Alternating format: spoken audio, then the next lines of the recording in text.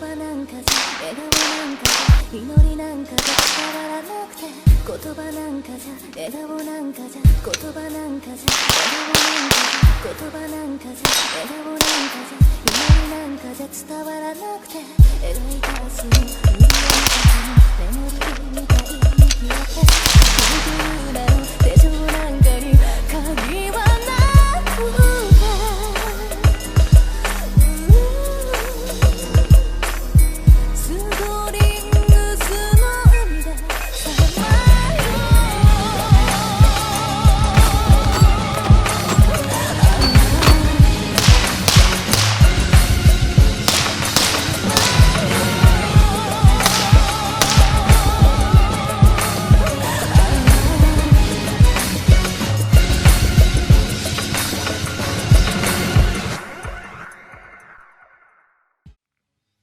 And we're live. All right, so we're back with the final update of the CZ Scorpion. I have around 500 rounds through this now, and for the most part, it's been fairly decent. The reliability has been 100%. It's just other issues dealing with this. The main thing, I'll go ahead and get it out of the way now. This stock is horrible. So I don't know if you've seen any other videos, but I'll go ahead and show you this now. Upon extending it all the way out, it does give you a little more length of pull, but you get a bad trade-off. I don't know how well that's coming over on the camera, but it is a little aggravating. It's a little aggravating to say the least, but as long as you have it all the way in, it is super tight, no sounds, nothing. The biggest issue that I had with this, like I've stated before, is the stop. I think the second range session, yes, the second range session that I took it out, I was doing some drills. I was doing some reload running guns, as you'll see right here.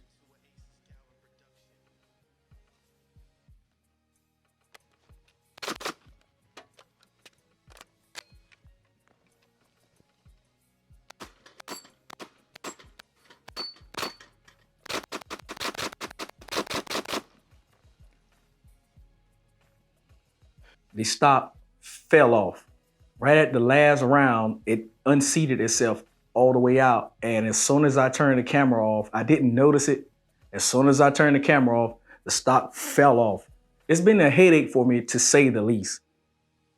Between the fitment issues, everything being so tight to manipulate, I understand that you want your product to be tight and well fitted, but this one, straight out of the box, I took 2 days, 2 to 3 days, just to work the parts in, and it's still a little tough. I'm not joshing you guys around when I say this. This thing is still tough. Like, why would a stock be this hard to manipulate? Every control on here was so tight, I was ready to throw my hands up with it. The safety has now working itself manageably. It's still a little tight, but that's what you want. But now it's able to be manipulated correctly now. The other issue as far as something being very tight is the bolt release. So I've been doing a lot of drills with this, trying to break it in, and I did not notice it until today, until I actually picked it back up. As the left side bolt release, take my hand away so you guys don't think that I'm messing around with this. The left side bolt release, it works good. However, the right side bolt release, it is still very tight. So I don't understand why individually it is tight. I don't have any other explanation for it besides it works sort of independently from itself, but it's still tight nonetheless. So in order to get both sides to function correctly, you're gonna have to use both of them to break them in. that should not be that tight. It should not be that tight. And in a self-defense situation, that is going to get someone in trouble. I feel like it, but I guess with your adrenaline pumping, I've never been in firefights before, so I don't know how my adrenaline would react and how I would react. Moving on to the trigger. The trigger is, it's all right. I would suggest upgrading the trigger if you're going to run this full time. So let's hit the bolt release. It'll let you guys see that again. So there's your wall.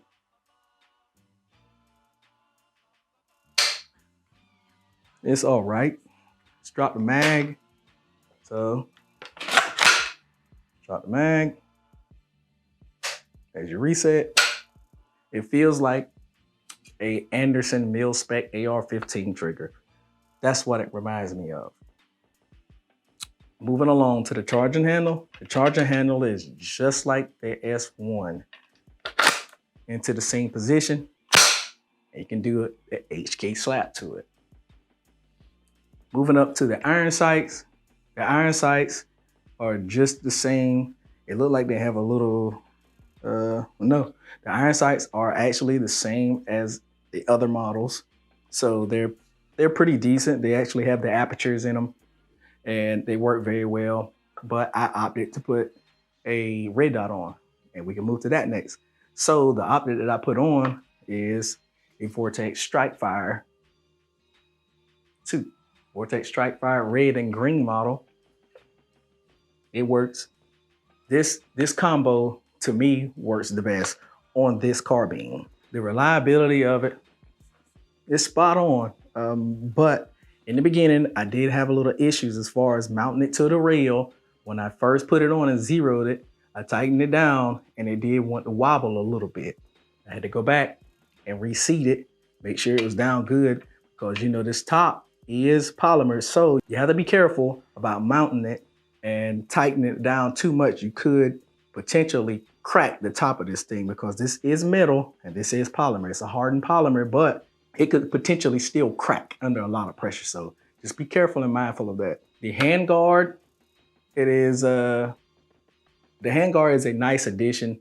I don't know when they put it on the S1 carbines, but I do know you can mount M-LOK to this and that makes a very good mounting system. You can get your hand up here and get a nice high C grip purchase. I love to do that. I'm not pointing at the camera, so I'm not pointing at you guys, even though you're physically not here. I don't like flagging anything. And you can just get a good high grip here or behind the sight like I do. And I do it from time to time. Not all the time, but I do it from time to time. It does give you a good spot to run that high C grip. The faux suppressor works similarly. Not saying that it's with the sound signature, but it works similarly as far as dispersing the muzzle brake, well, the muzzle flash and the smoke that comes out the front of it, because this thing is gassy. It is very gassy. I would have thought that I was shooting a suppressor with this. As you can see in a few of the videos before that I posted, it does spit a lot of gas in your face. So I'm wondering how it would be putting this suppressor on here. I no doubt you would probably be eating a lot of gas into your eyes. And now we're gonna move on down to the lower. This lower it is ambidextrous. The lower is ambidextrous. It has the AR-15 style magazine release on both sides. And it has a bolt release on both sides, as I've stated before. The safety is ambi. During firing, it will rub up on your hand just a small amount. So you'll be able to see that just a little bit. It's a little more comfortable than the older model. You know, the older model had the little flap on the side of it. But it is intuitive. It is very intuitive. It's just you have to get used to manipulating that safety. And it has a different design, different pattern on the bottom of it. And you can actually put the S1 lowers on here if you have those magazines and you want to run it like that, I mean, that would, I guess if you had it laying around, you could potentially use it if you have the other magazines, because the mags from the S3 Plus fits the S1. The S1 mags do not fit in the S3 Plus, because that is one drawback. I would have liked to seen them be able to fit, but they wouldn't have been able to get it to work with the mag release here without the extra cutouts. The grip feels a little more ergonomic. I hated that backwards facing grip on the S1. That's what everyone changed out. Whenever they got the S1, they changed it out immediately and deleted that side safety. Overall, I'm gonna be honest with you guys, it's 100% reliable. You guys know, if you're a long time watcher of this channel, and if you're not, you're gonna know now, I am a huge CZ fan. I wanted everything in my collection as far as long rifles. Well, I wanted at least one long rifle. I was looking at the brand. Still thinking about getting that in 5.56. I was gonna get it in 7.62, but it just had too much recoil. And the 7.62 is just as hard to find now as far as good ammo, because we don't have steel case around anymore. It's hard to find steel case. I have some of that, but I'm just keeping it set back. I don't want to burn through that steel case. So finding brass 7.62 is just not economic for me. But I wanted to get at least one firearm in every category that I have of a CZ. I'm just collecting CZs. What I will say is I should have never gotten rid of my S1. It was upgraded the way it needed to be. It was a pistol. To say the least, I don't like this. I paid my money for this. I sold my S1 to get this. I shouldn't have done that. I should have just put that money into a suppressor to go onto my other rifles or my handguns. That's not saying that I'm going to sell this. It has just put a bad taste in my mouth from the beginning.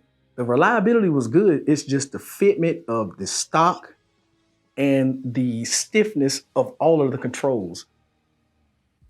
The accuracy on it is good. I've shot it out to 200 yards back to back with it. Evo 3, 200 yards. Let's see if we can hit it in one mag.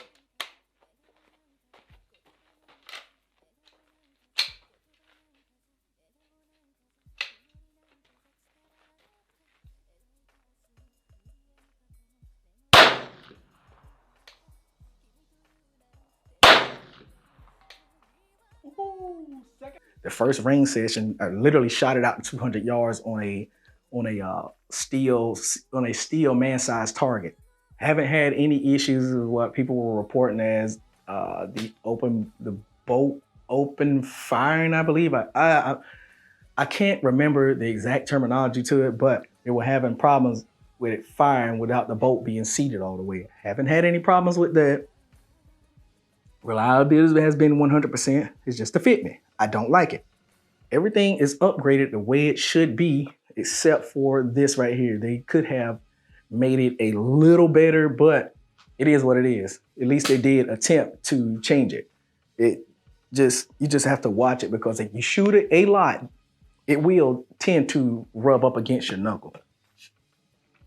I was gonna put a cloud defensive rain light on here. I'm not gonna do that, but simply because I just don't like the firearm. It's just been a pain in the rear. I just don't like it anymore. I will shoot it every now and then. Maybe it'll change with time. Hopefully it'll change with time, because I love the CZ products. It's just this particular one that I have, it has given me so many problems as far as the externals. I am thankful for it being 100% reliable. It has fed every kind of ammo that I could put into it. Subsonics, flat nose, supers, steel case, brass, you name it. Any kind of 9 that I had, I actually ran it through here. It had no problems. The hollow points, all of it. Nothing choked it up. Didn't have any problems with the accuracy. So my rating on this is my personal firearm, so you guys know I really dig into mine. I don't really care who sends me a firearm or who has I tell the truth on it. So with all the problems that I had, given the reliability and all the problems that I had out of it, with this particular model, I'm gonna have to rate it a 7 out of 10 simply because of all the problems that I stated before.